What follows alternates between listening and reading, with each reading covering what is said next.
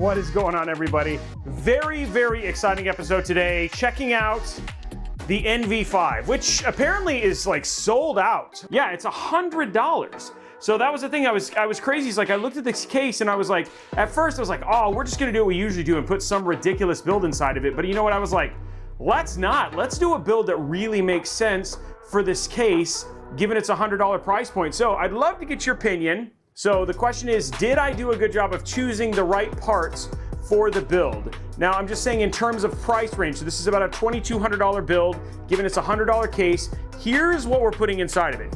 We have the AMD Ryzen 7 7800X3D. We've got the MSI MEG B650 Tomahawk Wi-Fi. I did the ASRock Phantom Gaming Radeon RX 7800 XT.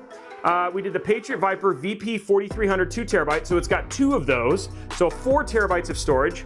Patriot Viper Venom DDR5 6000 mega transfer, 32 gigs of DDR5. We got the Phanteks NV5, the Glacier One 360 D30, the Cooler Master V850i Gold.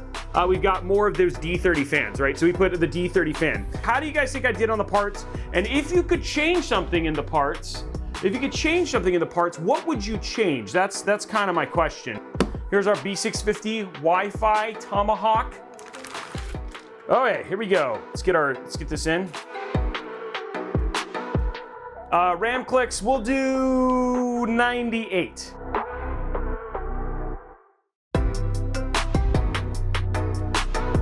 Okay, 98. Okay, here we go. Oh, it got to 96.7. There was a residual click. 99.2, guys. That one went bam. Okay, guys, we got our AIO out. We got to get our bracket out. There we go. Okay, guys, motherboard's done. Pop this out of the way. Ugh. There we go. Oh, that was a little bit of a harder pull than I was expecting. So this is the case. So pretty good in terms of the amount of cable management space that we have. It doesn't have as many compartments and all that kind of jazz, but pretty straightforward. First thing we're gonna do is we're gonna put in our rear fan, put in our main fans. Now these are like Lego, for lack of a better. They have so many parts. We have our first set of fans done. It's like the best place to go is right here.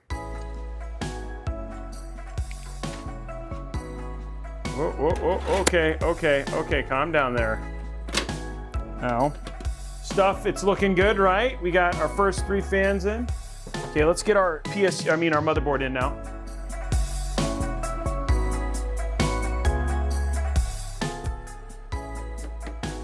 Looks good in there, guys. Okay, let's get this fan in.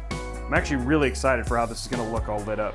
Can I get it? What is this? Oh, just to make it look that way, I guess. Okay. We have like a fake rubber grommet right here. Oh, maybe it's not fake.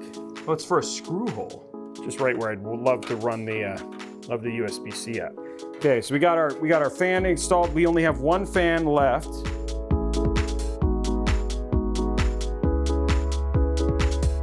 Okay, there we go. That's looking pretty clean. The door closes nicely. Yeah, let's go ahead and get our AIO in. But build looks good here. Looks nice and clean here. There we go. You're gonna have to do the Lego system here for this one too. Almost ready for that. Okay, let's get this mounted though. Okay, so that's our fan. Okay, this will go right here. That's our CPU fan.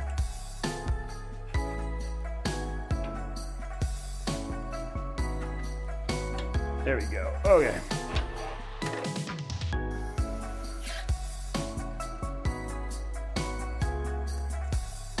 Pretty straightforward mounting system right there.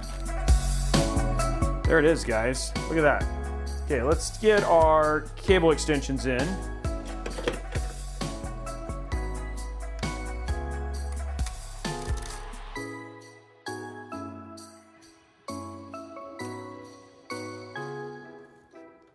Okay, this is unique, guys. This thing has a giant 3-slot or dual slot. Look at this, it's like a giant one. This one's actually pretty thin, guys. See what I mean?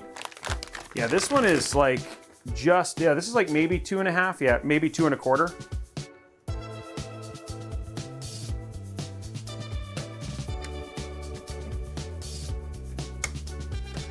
Wow, that is like not close at all to being able to use this. No, it's not really, it's not sagging. It's really a long card. Okay, well, let's run our cable extensions. There we go, okay. There we go, but it does look, there it is, that's the build. Pretty much finished, except for we just gotta put the PSU in, but that's what the front of the build will look like, with no power on, obviously.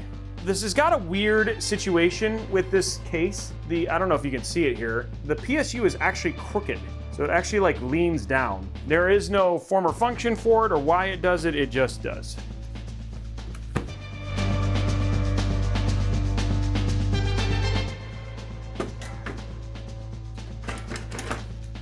Finishing the last bits of this cable management here. Okay, build is done. There's our final cable management. So we'll just close this up, hides all that. Cables here look good. It all came together in the best way. I'm very excited to see how this build looks when we turn this on. Here we go, guys. Yes, okay, here we go.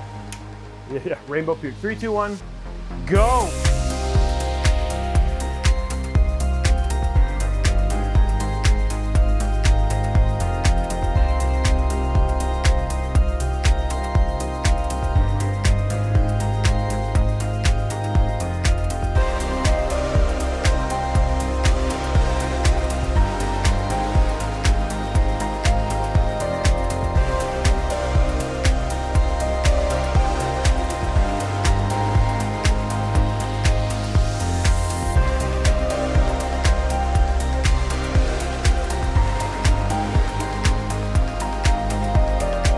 That lit up right away.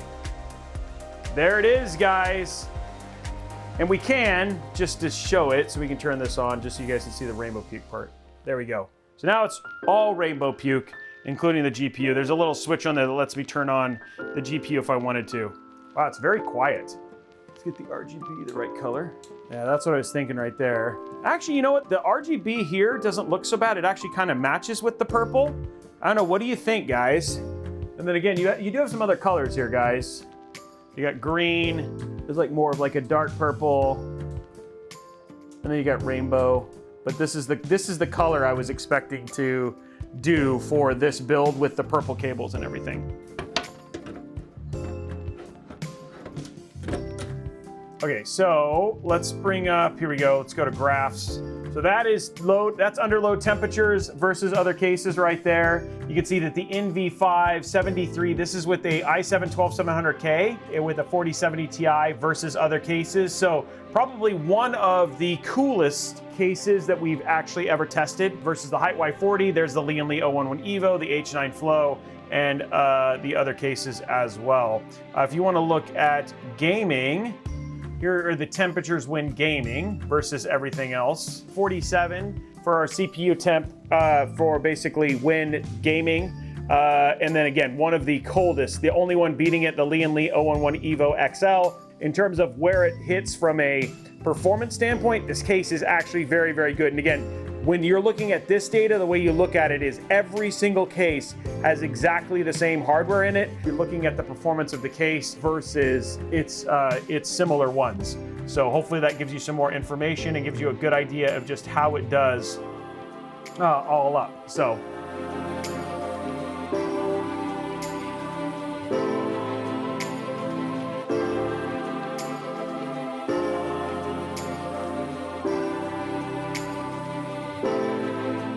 Okay, anyway guys, that was it for today's stream. Unfortunately, we weren't able to see how the card performs, but we did know the thermals are gonna be great for this build. And if you do wanna see how this combination of CPU and GPU do work, go back, check out the Asus Tough build. It actually just showed up also this today on YouTube. So if you wanna go see that, you can absolutely go check that out. Anyway, guys, that is it for me. I am gonna go watch the new Indiana Jones, hopefully, unless my wife went to sleep, and we will see you guys on the next one. Thanks for the stream, guys. We'll talk to you guys later.